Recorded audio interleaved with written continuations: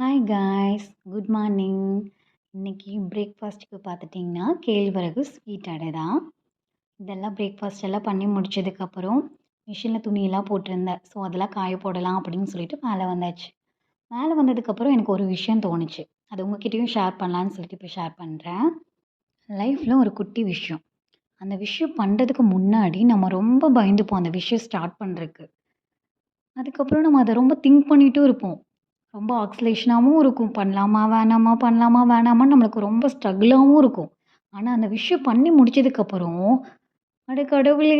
இதுக்காக தான் நம்ம இவ்ளோ ஸ்ட்ரகிள் ஆயிட்டு இருந்தோமா? அப்படின்னு நமக்கே தோணும். எல்லாமே நம்ம மைண்ட் செட் தான்.